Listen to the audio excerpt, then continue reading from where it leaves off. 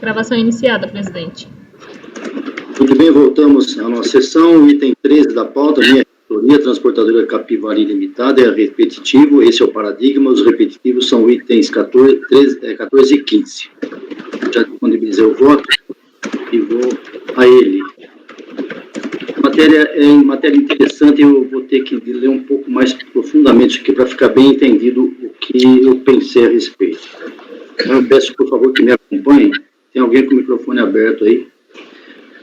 É um recurso voluntário contra a decisão da segunda turma da RJ Belo Horizonte, que julgou improcedente a manifestação de inconformidade apresentada contra o despacho decisório da DRF Campinas, indefinindo o perdicom transmitindo por inexistência de crédito. Inicialmente, deve ser esclarecido que o presente processo é paradigma, eu já estou citando aí os números de baixo. Segundo o despacho da DRF Campinas, os valores estão alocados uma vez que é disponível. Gente, tem algum microfone aberto aí, não sei se era a Fabiana. Evandro, você saiu, Evandro? Voltou?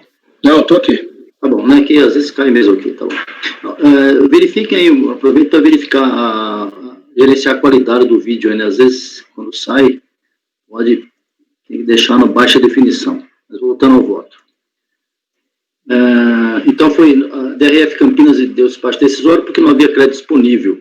A contribuinte interpôs manifestação nos 3 processos, sustentando que, durante o item 2, escrevi aí, durante o exercício 2011, optou pelo lucro real, tendo apurado imposto de contribuição anual e efetuado recolhimentos mensais estimativas, que o fato que levou à não homologação da compensação foi a falta de retificação da DCTF pertinente, na qual não deveriam ter sido declarados os recolhimentos que agora busca repetir-se, uma vez que apurou o prejuízo fiscal, que foi o seguinte: o contribuinte fez um levantamento, pagou as estimativas, na época, depois, posteriormente, nós vamos ver isso no voto, fez um novo levantamento com auditoria lá dentro da empresa e verificou que tinha prejuízo em alguns períodos com os quais ele fez recolhimento de estimativas que ele entende que não devia ter feito porque apresentou prejuízo.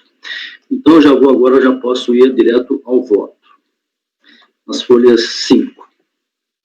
A reclamação da recorrente sua peça recursal tem basicamente um ponto nevrálgico. Segundo seu entendimento, teria direito a um crédito que não foi homologado pelo despacho decisório, surgido em função de ter realizado pagamentos indevidos, nas palavras dela, né?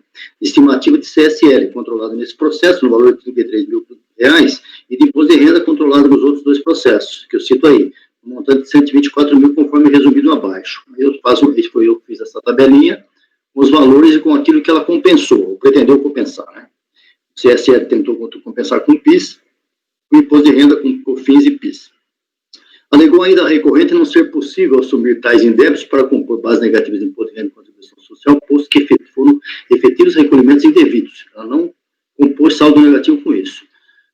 Juntou documentos de DARF e sustentou que o não deferimento do seu direito creditório e a subsequente não homologação da compensação intentada teve como fundamento o fato de que na DCTF original constariam tais débitos, situação posteriormente corrigida pela apresentação da DCTF retificadora, ou seja, ela apresentou o DCTF com esses débitos, e foi feito pagamento e o sistema alocou. Quando ela retificou, já não tinha esse valor. Em primeira instância, o pleito foi negado por entender a turma qual que a recorrente não comprovou o erro alegado e que poderia levar a divergência entre os valores informados da DCTF e da DPJ. Mais isso, a retificação da DCTF operada após a ciência do despacho decisório sem suporte em nenhum outro elemento de prova não se presta à comprovação do pagamento indevido ou maior. Postos os fatos e argumentos das partes ao voto. Bom, eu rejeito esse problema aí, tem a parecer normativo positivo a respeito da DCTF, retificação da DCTF, e continuo. Compulsando os autos e os documentos que compõem o presente processo paradigma e os repetitivos na mesma linha, vejo que há robusto suporte documental juntado pela recorrente com o intuito de ver se repetida de indébito de estimativa maior, no caso de CSL no mês 3 de 2011, no montante de 33.568, e de imposto de renda do mês 10 de 2011, no valor de 124 mil. De fato, como bem apontado pela recorrente, os valores de estimativas mensais recolhidos, todos apurados com base em balanço, balancete, suspensão ou redução, mostram a seguinte posição na DPJ, que eu trago aí. Esse DPJ também foi retificado. Tá? Informações que convergem para o constante nas planilhas de apuração juntadas pela recorrente e por elas nominadas como LALUR, os mesmos valores. Somando, dá exatamente os 232 mil que está na DPJ na ficha 12A. E a contribuição social, a mesma coisa, 116 mil, somando, também bate. Muito bem. Com essa fotografia estampada, é possível verificar que em nenhum dos processos aqui tratados, tanto no paradigma como nos repetitivos, os recolhimentos de estimativas mensais de CSL no mês 3 de 2011, no montante de 33 mil, de imposto de renda no mês 10 de 2011, no valor de 124 mil, compuseram a apuração dos tributos a pagar, não se estando, portanto, diante de qualquer viés de saldo negativo de referidas ações, mas de recolhimentos e estimativas, atraindo a aplicação da súmula CARF 84, que eu trago aí. Em resumo, como somente as estimativas devidas é que devem necessariamente ser computadas como dedução no ajuste anual do imposto de renda da contribuição, opostamente, estando-se diante de pagamentos indevidos ou mesmo além do devido, essas parcelas devem ser tratadas como verdadeiros indébitos e passíveis de restituição ou compensação a partir da conformação do referido indébito, como bem exprimido pela solução de consulta interna cozida no 19/2011, que eu trago aí, e na jurisprudência do CARF, que eu também trago, inclusive, num processo relatado pela conselheira Paula.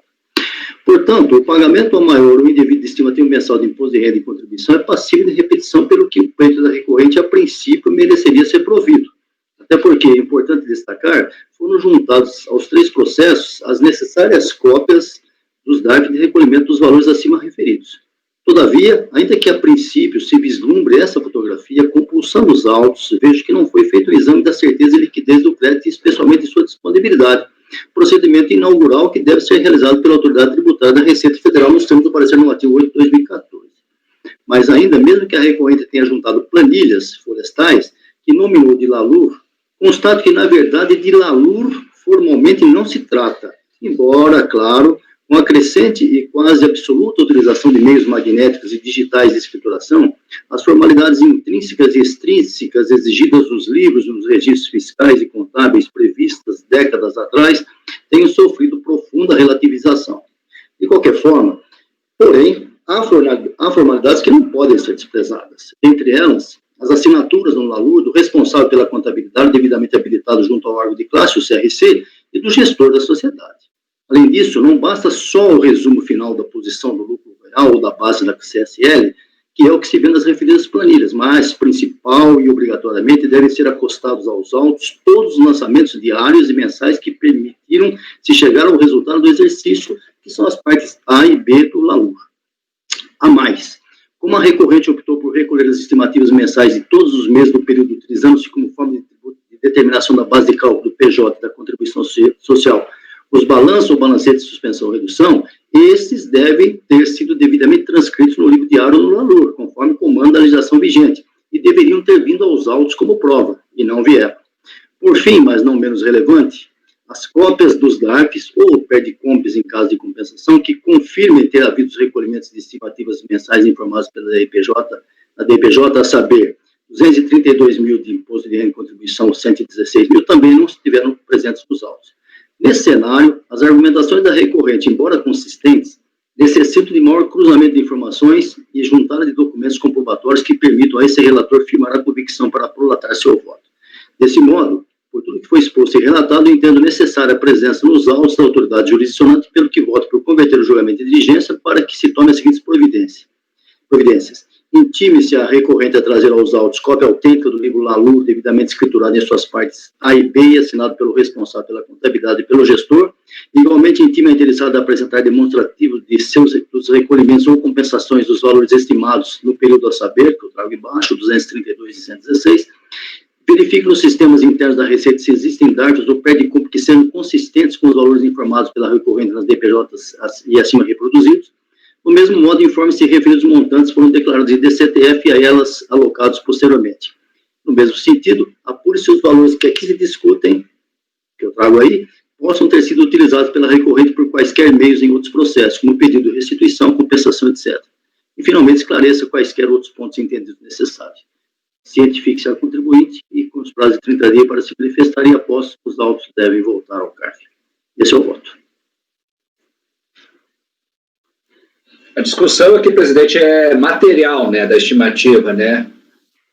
O que acontece, Marco, é o seguinte, esse processo me deixou, assim, bastante intrigado, né? E tem um outro processo que nós vamos ver amanhã, que é junto com esses aqui, mas de um outro mês, e que a Receita, como considerou essa compensação não homologada, lançou a multa isolada, que é do artigo 17, isso nós vamos ver amanhã ou depois.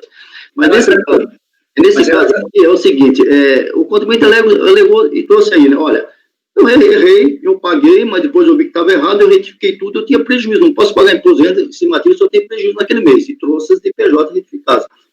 Realmente está coerente, essas informações estão coerentes. Agora eu quero saber o seguinte, se ele de fato recolheu 232 mil de imposto de renda e 116 mil de contribuição social como estimativa, e aí esses valores estariam sobrando. Se não, dentro desses valores estão esses aí. É isso que eu quero que a DRF... Por que eu faço a distinção, né? Eu estava olhando os autos aqui, mas a discussão é essencialmente material, de prova. O senhor entende que tem indícios de prova, bastante para converter em diligência. É que a súmula CAF 84, né, geralmente nós aplicamos para aquelas situações onde há uma denegação formal, né, da IN 600, da IN 900. Você sabe, Marco, que eu até tenho um voto, outro voto aqui, é um acordo, exatamente, é um acordo no mesmo sentido, mandando para a DRF fazer exatamente isso, mas como tem essas alegações e tem um outro processo que nós vamos ver amanhã, eu quero saber direitinho se isso aí tem coerência ou não, depois a gente talvez caminhe para esse segundo passo, é isso. Não, é que se fosse questão, tivesse a discussão formal, né, aí seria caso de dar provimento parcial, né, quando se aplica mas, assim... mas eu não tenho certeza se esses valores... Eu estou indo ao seu encontro, presidente. Tá certo, é isso. Alguém mais? Pagano.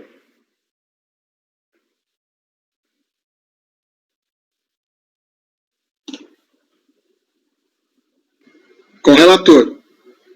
Evandro? Com o relator. Júlia? Com o relator. Iágaro? Com o relator. Paula? Com o relator. Luciano? Acompanho. Então, unanimidade convertida em diligência. Seguindo, relatoria da conselheira Paula, item 16 da pauta. Também é repetitivo, o item 16 é o paradigma e o 17 é o repetitivo, Banco de Pernambuco. Paula. Já está na base, eu estou só abrindo ele aqui.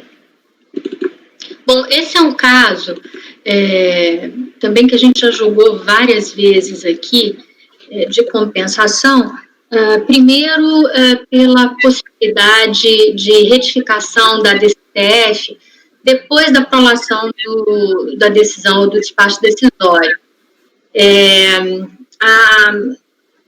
Um dos motivos do indeferimento é que essa retificação ela foi feita depois da ciência, inclusive, do despacho decisório pela contribuinte. Eu vou resumir, porque esse é um assunto bem recorrente aqui na nossa turma, não tem muita dificuldade.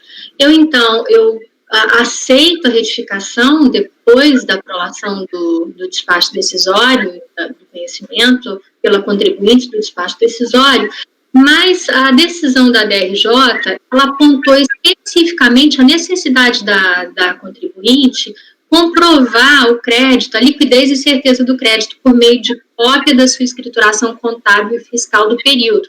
E aí ele, inclusive, identifica quais são os documentos, em especial os livros de área e razão, além da movimentação comercial da empresa, contratos de prestação de serviço e todas as notas fiscais emitidas. Até poderia ser, né, todas as notas fiscais emitidas, que a recorrente pudesse ter alguma dificuldade ou não trazer essa documentação, mas ela não traz nada, nem sede de recurso voluntário, em nenhum momento do processo, muito embora a decisão que indeferiu ou não deu provimento à manifestação de inconformidade da contribuinte tenha identificado, tenha apontado os documentos que ela deveria ter trazido. Então, nesse sentido, eu estou negando provimento ao recurso voluntário. Alguém quer se manifestar? Marco, votando. Situação clássica. Eu acho que, independente do direito material, a questão processual, o ânimo do contribuinte é prevalente. E a gente foi construído ao tempo, né, Paulo, essa concordância, né? Então, acompanho integralmente. Pagano? Com a relatora. Evandro? Com a relatora. Júlia? Com o relator. Iágaro? Com o relator. Luciano? Acompanho o relator, presidente. Também acompanho unanimidade, negado o provimento, são os itens 16 e 17. Seguindo, agora saímos dos repetitivos e vamos aos perde-contas. Evandro, sua relatoria. Item 18, grupo FASO, arquitetura. Faso. Acho que os três são no mesmo sentido. Deixa eu ver aqui. São 3 processos, tá? Mas acho que o voto Item 18, 19 e 20. A mosca entrou aqui. O voto de uns pode ser utilizado nos outros. Então vamos lá. Pedido de compensação, que foi denegado o pedido, né? Aquele velho modelo, né? Despacho eletrônico, crédito é negado, aí o contribuinte retifica do CTF, retifica da IPJ, aí a RJ entende que além da retificação, para que seja considerada a comprovação do crédito, ele tem que trazer a escrituração contábil e fiscal, né? Em regra, na manifestação de conformidade, ele não traz isso, principalmente quanto o despacho eletrônico. Às vezes, quando o despacho é manual, o despacho manual já aponta, né, a falta desses elementos e na manifestação ele traz. Nesse caso aqui não, o despacho eletrônico, ele não traz esses elementos na manifestação de conformidade, como manifestação de conformidade aponta a falta desses elementos, e ele traz isso em recurso voluntário. E, salvo engano, aqui ele trouxe bastante elementos aqui para comprovar. Ó. As páginas 5 aqui da resolução, cópia de indicação, cópia da CTF, cópia comprovante anual, cópia do lançamento registrado livre diário e balanço patrimonial, cópia dos lançamentos registrado livre razão, demonstrativo de imposto de renda a recuperar, né? Então, nesse caso aqui, acho que tem que verificar se esse crédito está todo comprovado aqui. Eu estou propondo converter em diligência.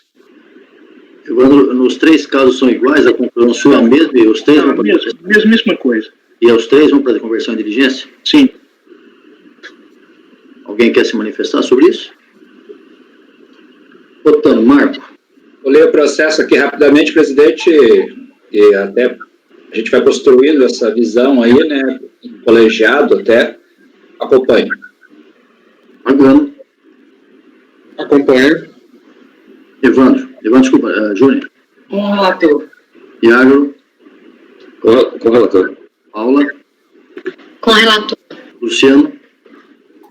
Acompanhe o relator, presidente. Também acompanho, por unanimidade, convertido em diligência, itens 17, 18, 19 e 20. Para o item 21, ainda sou relatoria, Evandro, laboratório. Presidente, eu vou pedir a gentileza, se for possível. Sim. Esse item 21 aí, eu fiz uma confusão com os arquivos. Eu vou pedir... Então, deixa parado aí, vou chamar o Pagano para fazer o item 22, Pagano. Ok.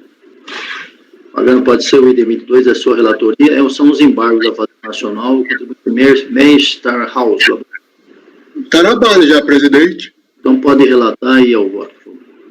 Item 22.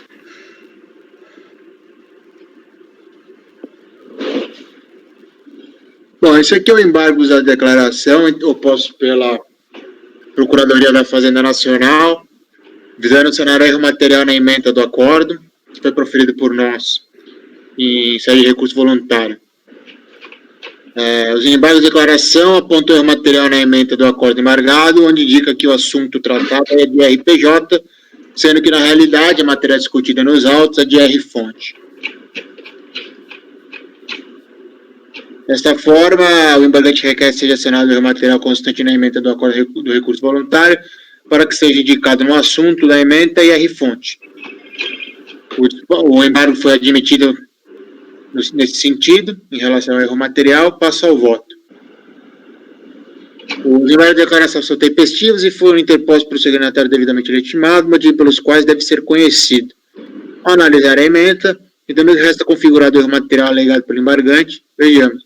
A matéria dos autos foi julgada em sede de recurso voluntário, trata de R-fonte sobre juros decorrentes de contrato de mútuo atribuídos a residente ou domiciliado no exterior. Inclusive, o próprio texto da ementa trata sobre a incidência do IR-fonte sobre a remessa de juros ao exterior. Entretanto, na ementa do acordo embargado consta o assunto de RPJ ao invés de R-fonte. Vejamos. Aqui está o assunto que eu pus imposto sobre a renda, né, IRPJ, e na verdade deveria ter posto aqui nesse assunto IR-fonte. Sendo assim, de acordo com os trechos extraídos e ressaltados da emenda do V-Acórdão, sendo assim, de acordo com os trechos extraídos ressaltados da emenda do V-Acórdão embargado, acima indicados, resta devidamente demonstrado o erro material alegado pelo embargante, ele deveria ter sido indicado no assunto da emenda o IR-fonte e não o IRPJ. Dessa forma, acolho os embargos para sanar o erro material para corrigir a emenda nos seguintes termos. Aí aqui eu estou reproduzindo a emenda, só que agora eu estou colocando o assunto certo, né, de IR-fonte. Dessa forma, resta sanado o erro material constante na emenda, pelo exposto e por tudo enquanto processado nos autos, acolho os embargos de declaração sem efeitos infringentes, para sanar o erro material constante na emenda do acórdão, número final 03770, hora embargado. É como eu voto. É por isso que já hoje nos nossos formulários aí de voto já nem tem mais isso aí. Agora, sinceramente, o que eu não entendo aqui é que prejuízo isso poderia dar para fazer. Nenhum. Eu quase apliquei a decisão É só sem serviço, perdão da palavra. Não, embargar disso? Eles embargaram isso. Na verdade, está errada a citação da emenda. Ok, digo o seguinte, estaria prejudicado com um recurso especial? Nada, não é prejuízo nenhum. Já tem decisão do STJ, eu já tenho até um embargo também de erro na emenda. Não consigo entender, não. Tem decisão do STJ dizendo que a emenda não influi no teor do voto. E é um material latente, isso aí é totalmente superável. Não, claro, você olha o negócio, você sabe, enfim. Agora, Eles gastaram tempo com isso, gastou tempo para admitir porcaria dos embargos, para corrigir um negócio que não vai ter utilidade nenhuma. Na verdade, até as DRJs hoje já tem uma portaria, né, acho que do ministro da Receita, não sei, da Receita. Abolindo a emenda, no caso. Bom, vamos lá. Então, a proposta é acolher sem efeitos infringentes para retificar o erro cometido, o engano. Marco. Acompanho. Evandro. Acompanho. Júnior, depois de ter feito os comentários devidos. Até exagerei, desculpa aí, presidente, mas é porque realmente eu fico pensando, eu falo, pô, o que vai fazer um negócio desse? Bom, como relator. Iago. Acompanho. E Paula. O relator. Luciano. Com relator. Também acompanho, sem comentários. E seguindo, pagando, item 23, pagando é seu mesmo, Unimed de Jundiaí, que é um perde-comp.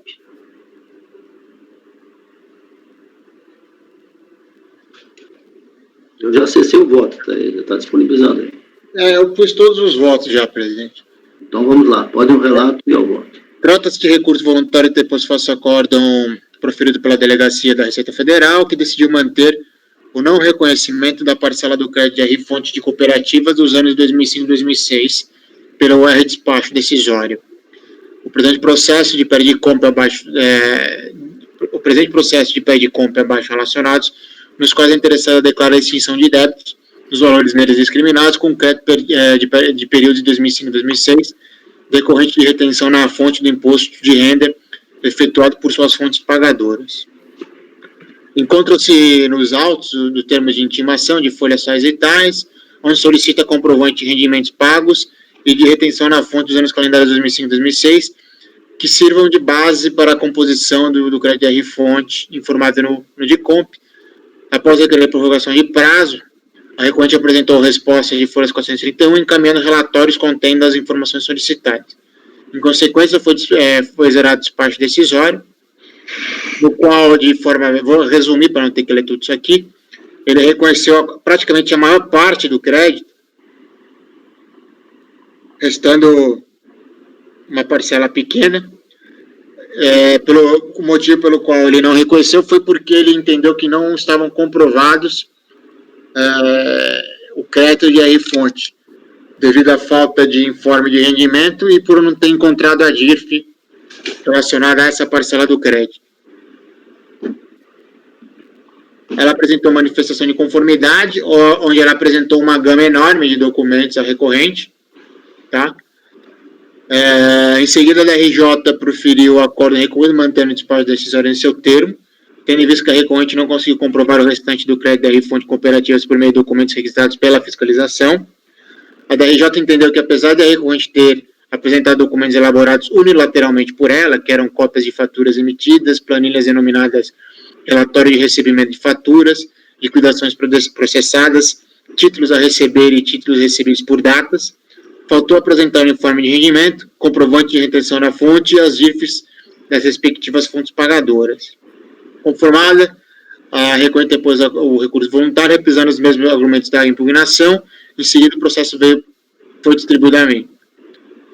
Passou ao voto. A matéria dos autos trata sobre uma parcela de crédito à fonte cooperativa que não foi reconhecido pelo despacho decisório e mantido pelo acórdão, tendo em vista a falta de comprovação de sua existência, ou seja, de sua certeza e liquidez. Conforme relatado, a recorrente apresentou defesa de recurso contra a homologação parcial da compensação declarada por meio de compras listadas no início do despacho decisório, nas quais foi apontada crédito e fonte cooperativas de períodos de apuração de 2005 e 2006. Como muito bem explanado pelo acórdão recorrido sobre a matéria, registra-se de início que a pessoa jurídica que efetua pagamentos à sociedade cooperativa de serviços pessoais por parte dos respectivos cooperados deve efetuar a retenção do imposto de renda na fonte. A alíquota passou de 5% para 1,5% a partir de 1º de janeiro de 2005, o posto do artigo 64 da Lei 8.981. Os valores retidos são compensáveis por parte da cooperativa, que no caso é recorrente, na ocasião da retenção do imposto de renda incidente na fonte sobre os pagamentos a serem efetuados às pessoas físicas dos cooperados. Se fim do ano calendário e remanescendo saldo credor em favor da cooperativa, tais valores são restituíveis / compensáveis por parte da sociedade mediante procedimento formalizado nos termos da legislação em vigência. Precisa ler a legislação, porque essa matéria ela é meio específica, ou pode provar? Não precisa. Está escrito aqui. Pode ir. Tá. Então, indo para o final da folha 11. Portanto, para tanto a compensação do R-fonte efetuada ao longo do ano calendário da retenção, quanto para aquela efetuada após o encerramento deste, deve a contribuinte apresentar a declaração de compensação. A recorrente, na qualidade de cooperativa de trabalho, apresentou declarações de compensação do imposto de renda que lhe foi retido pelas fontes pagadoras em virtude de serviços prestados com débito de R-fontes do Código 0588. No presente caso, o despacho decisório reconheceu a maior parte do crédito solicitado. Vejamos a tabela abaixo extraída do despacho decisório. Então, ela reconheceu grande parte do crédito, faltou uma pequena parcela. Tá? O valor reconhecido está no lado direito da tabela. Para tentar comprovar a certeza e liquidez da parcela do crédito não reconhecido, a recorrente juntou aos autos em sede de manifestação de conformidade cópia de notas fiscais, faturas emitidas e planilhas denominadas relatório de recebimento de faturas, liquidações processadas e títulos a receber e títulos recebidos por data. O acórdão recorrido entendeu que a apresentação das cópias das notas fiscais, relações bancárias e planilhas não se mostra suficiente para comprovar a efetividade e o valor da retenção do imposto pelas fontes pagadoras, fazendo-se necessária a participação das empresas destinatárias dos documentos, que no caso são as empresas tomadoras de serviços prestados pela recorrente, com o fornecimento de informes de rendimento a prestadores de serviços, bem como registro em DIRF dos valores retidos. Desta forma, a DRJ entendeu que os documentos de emissão da própria recorrente não fazem prova a seu favor, havendo que recorrer às empresas participantes da transação para confirmar os valores constantes das faturas e ou notas fiscais. Vejamos a parte do fundamento do acórdão que tratou desta parte. Repise-se. Não é admitida como prova de retenção do imposto de renda na fonte a juntada de faturas e ou notas fiscais e planilhas e relações bancárias. Para a interessada constituir prova a seu favor, não basta acarrear aos autos elementos por ela mesma elaborados. Deverá ratificá-los por outros meios probatórios cujas produções não decorram exclusivamente do seu próprio ato de vontade.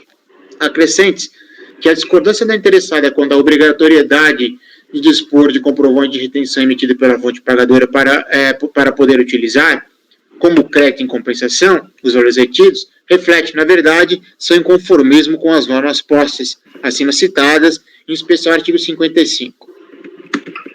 Ou seja, o acórdão recorrido entendeu que as provas entregues pela recorrente não se prestam a comprovar o crédito, sendo necessários os informes de rendimento e as DIRFs. Os jogadores ACO não admitiram os outros meios de provas utilizados pela recorrente para tentar comprovar a regularidade do crédito, limitando a prova da certeza e liquidez apenas com a apresentação de informe de rendimento e as GIFs. Entretanto, a emissão de tais documentos não são de responsabilidade da recorrente, mas sim das tomadoras dos serviços. A recorrente, contudo, sustenta em seu recurso que encontra dificuldade em obter as provas exigidas no acordo recorrido de terceiros sobre os quais não possui qualquer ingerência, configurando-se tal exigência fiscal e imposição de prova diabólica. No meu entender, assiste razão a recorrente, eis que impedi-la de utilizar o crédito condicionando a apresentação das provas cuja emissão não é de sua responsabilidade, ignorando todos os outros documentos acostados aos autos por ela, que nos leva a crer que houve a retenção do imposto, não me parece jurídico, sob afronta ao princípio da busca da verdade material. A lacuna probatória apontada pelos julgadores a qual poderia ser suprida caso a fiscalização intimasse aos tomadores do serviço a apresentar os informes de rendimentos e as GIFs. Sendo assim, entendo ser necessário, antes de julgar definitivamente o mérito do restante do crédito da fonte cooperativa não reconhecido pelo despacho decisório, em respeito ao princípio da busca da verdade material, converter o julgamento do recurso em diligência para que a unidade de origem 1. Intime as tomadoras dos serviços prestados pela recorrente para apresentar os comprovantes de rendimento ou informe de rendimentos e de retenção do imposto retido na fonte. Verifique no sistema da Receita Federal ou intime as tomadoras dos serviços a entregar as GIFs e confirmar os valores retidos de R-fonte, relativos ao R-fonte indicados nas GIFs. 3. Com os documentos entregues pelas tomadoras dos serviços, deve a unidade de origem responsável elaborar relatório fiscal informando o crédito que foi reconhecido e, caso necessário, apresentar os motivos pelos quais o crédito não foi reconhecido. 4. Terminados os trabalhos e análise da existência, suficiência e disponibilidade do direito creditório pleiteado, retorna os autos ao CARF para dar andamento ao julgamento do recurso voluntário. Pelo exposto, eu conheço do recurso e converto o julgamento de diligência, presidente. É como eu voto. Tem uma súmula do CARF sobre esse assunto já, né? A súmula 143, né, João? Mas não se aplica aqui. Eu não sei. A súmula fala que não basta aquele formulário lá de retenção na fonte para comprovar uma retenção. Tá? Tranquilo. Isso aí é tranquilo para mim. O fato aqui é que a gente está pulando para uma outra etapa de probatória. O fato é o seguinte, esse processo a gente julgou uns 2 ou 3 parecidos no mês passado, até um da minha relatoria. Aqui o despacho decisório, a unidade de origem, já superou aquela questão do código, já avisando para a Paula aí, tá? Ele se restringiu a comprovar a retenção ou não. Aí o contribuinte alega que, olha, eu não tenho aquele formulário de retenção na fonte, não me entregaram. Aí ele tem que provar. O fato é que as provas foram anexadas e ele não provou, foram analisadas a priori. Tá? A decisão do DRJ eu achei muito boa, bem trabalhada até, nos mais de 2.600 folhas de documentos apresentados. O que acontece nessas Unimedes? Eles sofrem retenção de tudo.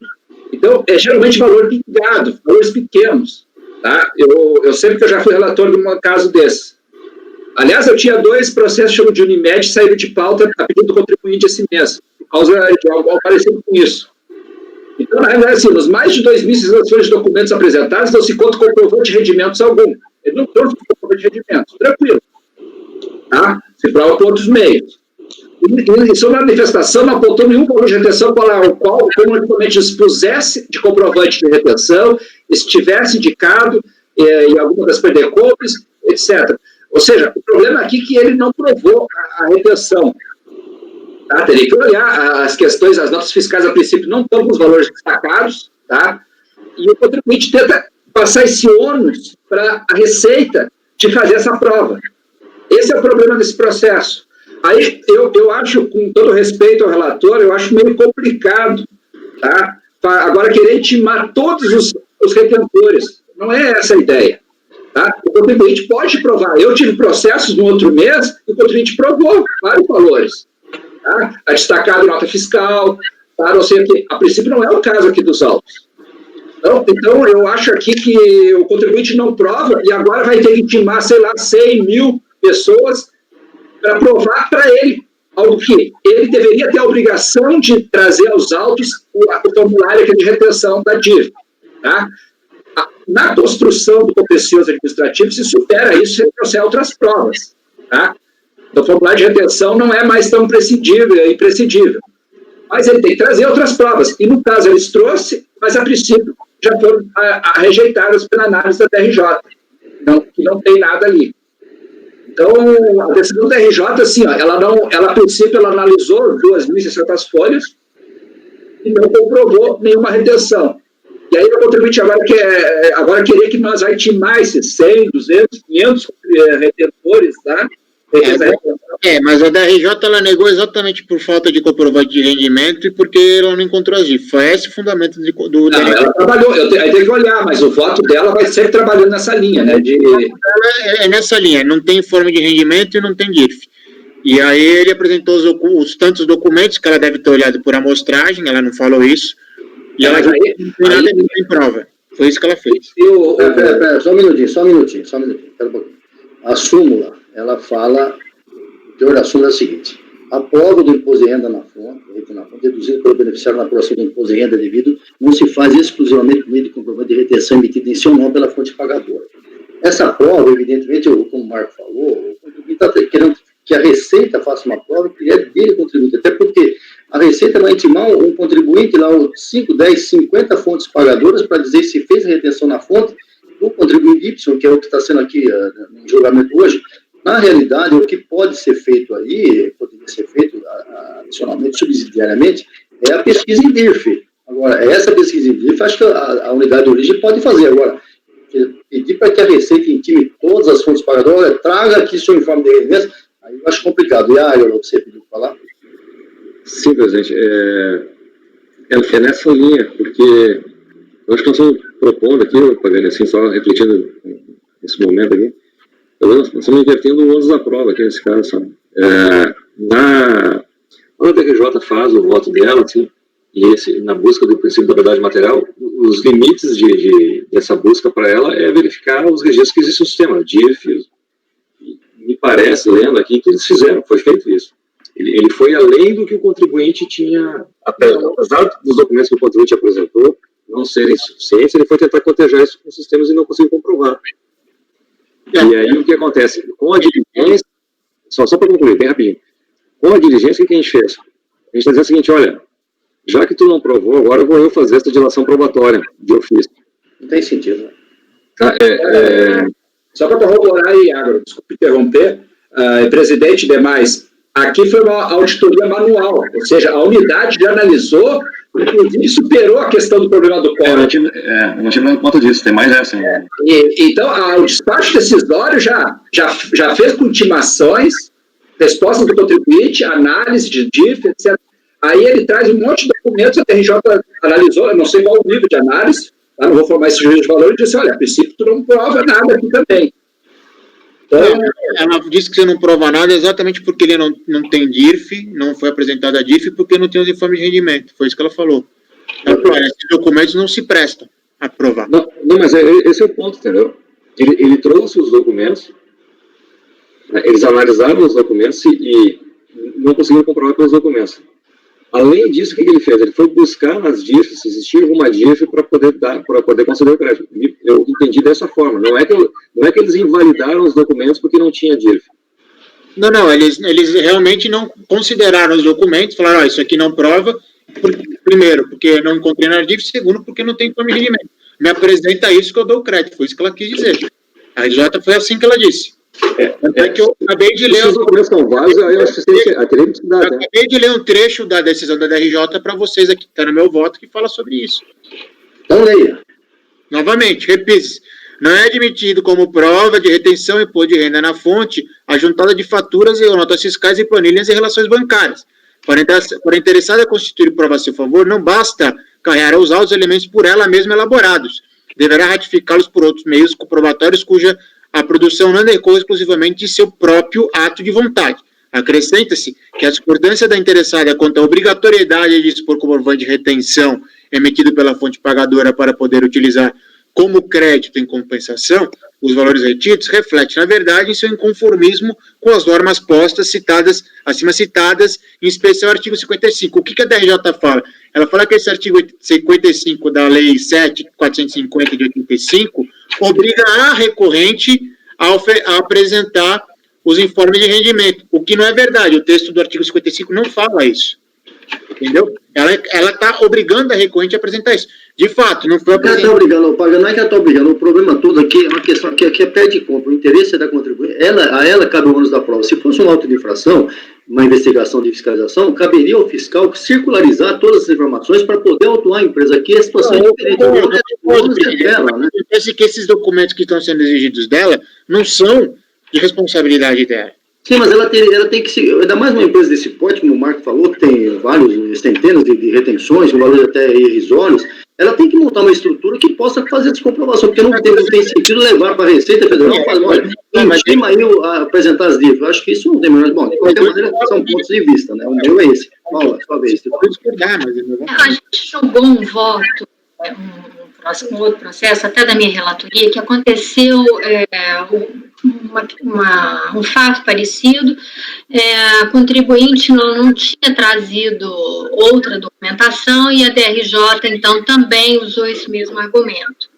Naquele caso, eu até julguei que a contribuinte deveria, sim, comprovar, ela poderia, com outros documentos, comprovar o que ela estava alegando que ela não fez naquele momento. Mas eu entendo a posição do conselheiro que, como na decisão da DRJ, a própria DRJ diz que se juntar as faturas, notas fiscais, que essa documentação de suporte ela não seria suficiente, você acaba deixando a contribuinte também sem alternativa de comprovar o que ela está alegando. Ora, se a documentação não é de responsabilidade da própria contribuinte e aqui ela produz, que são os contratos, as notas fiscais emitidas, elas não valem, então fica realmente difícil. Agora, é fato que a contribuinte poderia ter trazido os contratos, que ela não é um documento celebrado só por ela, né? E as notas fiscais. Mas se a própria decisão afasta e diz isso já não vale, aí realmente a gente tem que entender que a decisão da DRJ não deu alternativa para a contribuinte comprovar o que ela está alegando. É só um pensamento que a gente tem que ter, porque também a gente dizer, olha, ela tem que comprovar, e aí com o que ela pode comprovar, a decisão de primeira instância já fala que não vale, como é que ela pode fazer prova do que ela está alegando? Então, eu acho que é um pouco diferente. Eu, quando o conselheiro começou a dizer, eu estava até procurando o meu voto anterior, porque eu ia aplicar isso. Não, de fato, a recorrente tem como comprovar, por meio de nota fiscal, planilha, contrato, de que ela celebrou um contrato e que aquele imposto vai retirar a fonte. Mas, nesse caso, a decisão a qual ela acabou limitando essa prova que a gente podia fazer. Só para complementar, eu volto a frisar, houve uma análise manual, ou seja, auditoria antes do despacho decisório. Houve intimações, eu estou folheando aqui os autos, houve análise já das DIRFs, ou seja, o contribuinte foi intimado, já estado naquele momento a trazer novos documentos. Então, na realidade, o contribuinte... em manifestação de conformidade os documentos, isso é verdade. Eu até poderia, por causa do teor da DRJ, eventualmente, cogitar uma diligência para analisar as provas que estão nos autos. Agora, jamais para fazer intimação. Isso não tem sentido. Isso não tem sentido. Fazer a receita, fazer prova, não tem sentido. Bom, de repente ele trouxe novas provas. Desculpa, só para encerrar aqui. De repente, dessas 2.600 folhas que ele apresentou na manifestação de conformidade, tem algum elemento que subsidia alguma alegação do contribuinte, e a priori, assim, fica a dúvida mesmo se a DRJ analisou ou não. Então, analisar esses documentos apresentados em manifestação de conformidade, nesses termos. Presidente, na decisão de primeira instância, ele fala assim, a apresentação de cópias de notas fiscais, relações bancárias e planilhas não se mostra suficiente. Assim, é contrário ao que está na súmula do cargo. Isso. A decisão do cargo, a decisão de primeira instância. Então, assim, talvez o Pagani, assim... Você podia repetir, cortou aqui, o que você disse, por favor? Perdão. Na decisão de primeira instância, depois eu vou dar uma olhada aqui no relatório do Pagani, mas ele fala, tem um parágrafo que fala especificamente assim, ele fala que teria que ter os comprovantes de rendimento, ele não tendo, ele fala assim, a apresentação de cópias de notas fiscais, relações bancárias, olha o que ele trouxe, notas fiscais, relações bancárias e planilhas, não se mostra suficiente para comprovar a efetividade ou o valor da retenção do imposto pelas fontes pagadoras, fazendo necessária a participação das empresas destinatárias nos documentos, com o fornecimento do informe de rendimentos. Isso é contrário ao que está na súmula. Iago, lê até o final. Dos valores retidos. Olha, fornecimento dos informes de rendimentos das prestações de serviços, bem como registro e DIF dos valores retidos. A questão aqui é que a súmula fala que ela se restringe ao informe de rendimento. Ok, mas a súmula, quando a súmula fala... Analisado na DIF. Não, mas olha só, a súmula... Peraí, Marco, vamos lá, Iago. Porque a súmula fala que os informes de rendimentos, só por informe de rendimentos não basta para negar. Se tiver a DIRF, ok, já estaria suprido, mas vamos supor que a fonte pagadora não tem entregue nem DIRF. O cara não vai ter direito ao crédito? Sim, aí eu concordo. O que eu estou colocando é o seguinte, ó. Nos autos ele apresentou cópias de notas fiscais, relações bancárias e planilhas. Isso aqui, em qualquer situação normal, seria suficiente para comprovar o crédito, a retenção. Se tiver destaque, né? Não, se não tiver destaque, não está comprovado. É isso que eu estou falando. A minha dúvida aqui... Só para eu encaminhar, eu não falo mais sobre esse assunto. A minha sugestão, o Pagani, assim, se for possível, acho que em vez de fazer a diligência para circularizar, é que seja feita uma análise em relação a esses documentos no processo. E acabou. Sim, é isso aí mesmo. Isso aí, você concorda. E vai para a unidade de origem ou para a DRJ, é isso? Unidade de origem, né? Que ela não viu. De origem. Tem que retirar a Você queria falar, Evandro? Não, falar não. O Iago falou, eu queria falar. Não fala mais não. Eu entendo, Nesse sentido. eu entendo que, de fato, pedir ou exigir que a Receita Federal faça intimação, isso não tem o menor sentido, né? Isso pode completamente a norma. Agora, acho que o contribuinte tem dificuldades. Eu concordo nesse ponto com a Paula, com o Iago e com o próprio relator, que às vezes é quase uma prova diabólica. A fonte pagadora não apresenta uma DIF, não entrega o informe de rendimentos, o que o contribuinte vai fazer? Como é que ele vai resolver esse problema? Se a Receita também não vai atrás, porque não tem obrigação de ir. Então, acho que, como disse o Iago, algumas coisas subsidiárias, informações subsidiárias deveriam ser levadas em conta. Então, Presidente, se eu não se importa, eu altero o meu voto da diligência para remeter a unidade de origem para analisar o...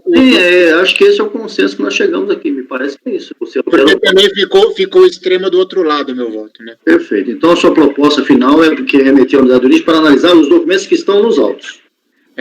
Eliminando qualquer referência à informação, né? Isso, fica mais certinho. Porque o meu voto acabou ficando extremo para o outro lado também, eu concordo.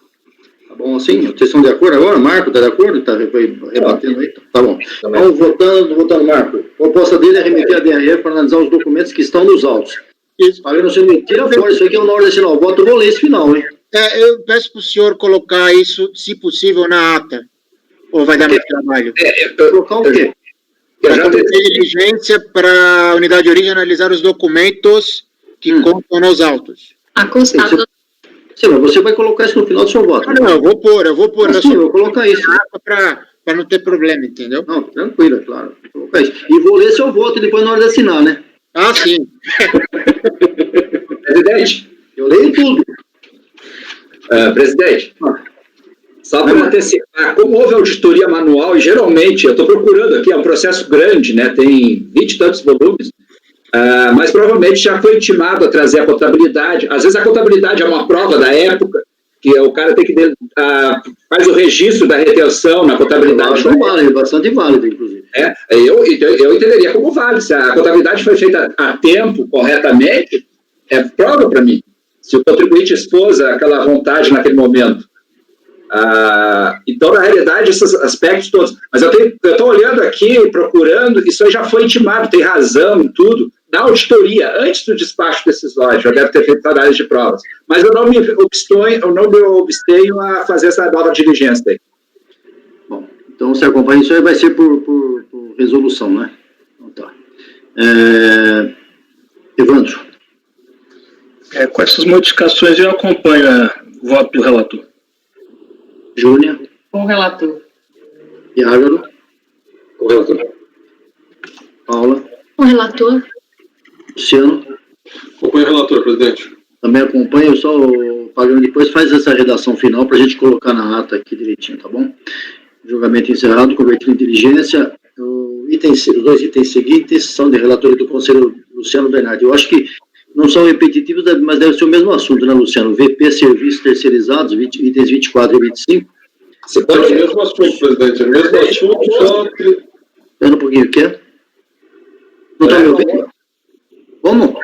Horário do almoço. Não, é 12h30, não tem almoço aqui não, cara. A minha filha está lá embaixo esperando. Ah, ela vai esperar. Ela vai esperar. Também estou com o almoço aqui do lado, ó. Também estou esperando. Mas vamos fazer mais esse. Depois voltamos às 2 horas. Luciano, é rápido esse? Presidente, é rápido e os 2 processos são idênticos. Até porque a numeração é sequencial, deve ser idêntico mesmo. Vamos lá. Tá bem, vamos lá. É o número 24. Tendo em vista o pedido do Marco Rogério de rapidez, vamos lá, Luciano, rápido. Tá bom. É um recurso voluntário, pedido de compensação não homologado. A manifestação de inconformidade explicou a origem do crédito, basicamente, e acho que tem o microfone aberto. O DARF foi indevidamente vinculado ao ERPJ. Para resolver a questão, foi transmitida a DCTF retificadora. Aí juntou cópias de IPJ, DARF, PERDCOMP e DCTFs. A DRJ constatou a ausência de certeza e liquidez, ou seja, alegou, identificou e julgou pela ausência de certeza e liquidez, alegando que a DCTF retificadora apenas não é suficiente para dar certeza e liquidez. No recurso voluntário, o contribuinte alegou preliminarmente que não houve análise do contexto formador dos créditos e débitos e também não teria havido análise de todos os argumentos apresentados pelo contribuinte. No mérito, alegou a incidência de multas e juros seria superior ao previsto legalmente e requereu a homologação. Em relação à tempestividade, o recurso é tempestivo e atende os demais requisitos de admissibilidade. Vou para o parágrafo 10, preliminarmente. A recorrente alega que não teria havido análise do contexto contábil por parte da autoridade administrativa, ou seja, dos períodos anteriores ou posteriores aos indicados nas PERDCOMPs, as quais estariam corretas. Alega ainda que a falta dessa análise acarreta a ausência de motivação para a decisão administrativa. Não se vislumbra qualquer equívoco na análise da autoridade administrativa, uma vez que a mesma está adstrita a averiguar os créditos e débitos objetos da declaração de compensação. Para fazer isso, não há necessidade de demonstração do contexto contábil que teria formado os créditos e débitos a serem compensados, mas tão somente a fundamentação para o despacho.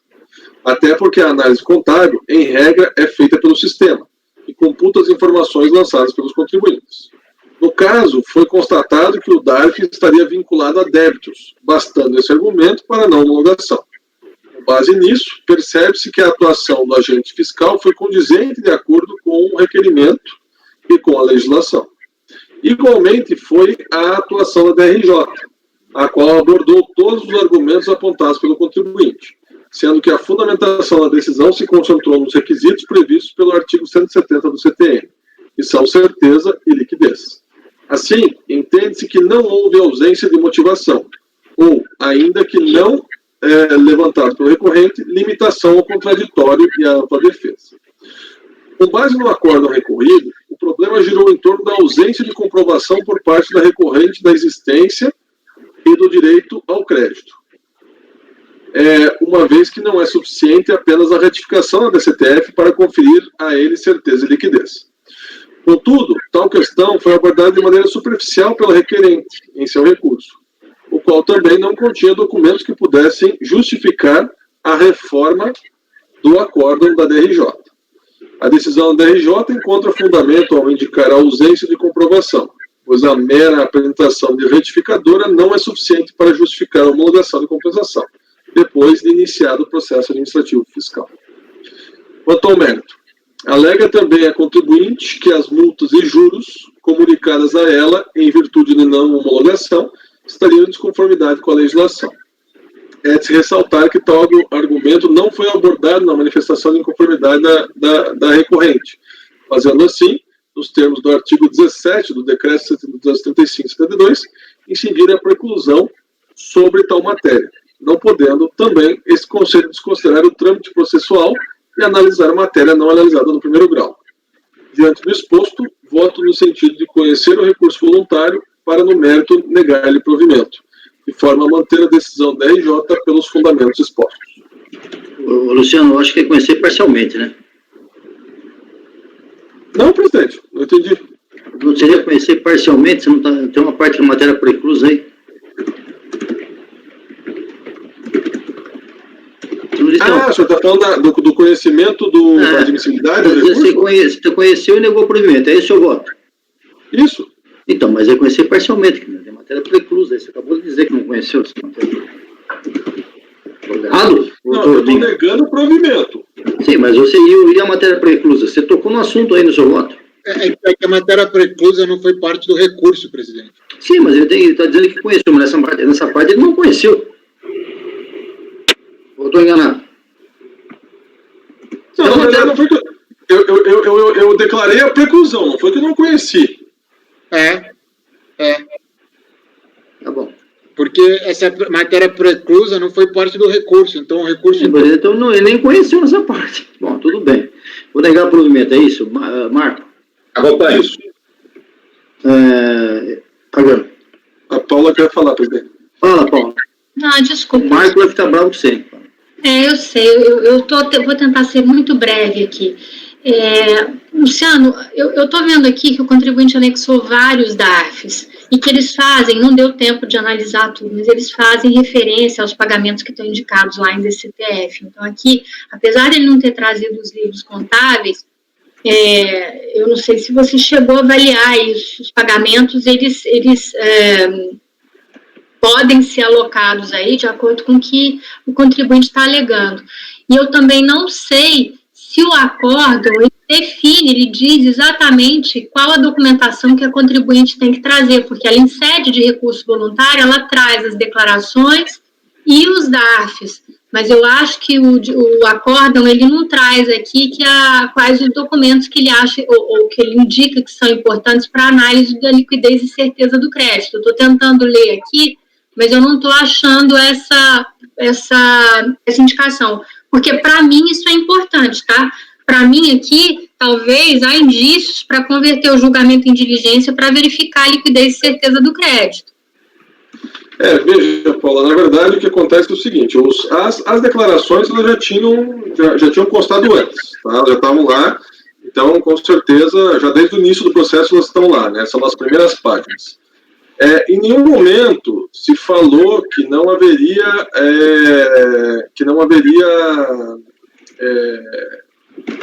que os DARFs não existiriam, né, mas que teriam sido alocados. Peraí, deixa eu ver. Sabe o que é, Luciano? É que aqui, na decisão, ele diz o seguinte, ele trouxe a DCTF retificadora com os DARFs que indicam os recolhimentos, tá? Mas na decisão, no acórdão recorrido, a DRJ, ela diz que é necessário que as declarações originais, os valores informados na DCTF retificadoras, sejam acompanhadas de provas cabais do direito para justificar a improcedência do pedido. Mesmo que a DCTF retificadora apresente números compatíveis com o débito pleiteado, o fato é que aquela por si só não comprova o crédito alegado, mas ela não fala, ela só fala que confrontando-os com o quê? Com os registros contábeis e fiscais, de modo a se conhecer qual o tributo devido e compará-lo ao devido pagamento efetuado. Bom, então tá, achei. Outra parte, Paula, também, ó. Sim, achei. Isso deve ser feito por intermédio de documentos robustos, especialmente dos assentamentos contábeis, fiscais, etc. Achei. O DRJ acabou de trazer provas contábeis. Não, achei. É por isso que como a gente não deu para ler, é por isso que eu estava perguntando. Mas aqui, na hora de ler, acabei de achar também na decisão. Então, nesse caso, eu concordo, Luciano, em negar o provimento.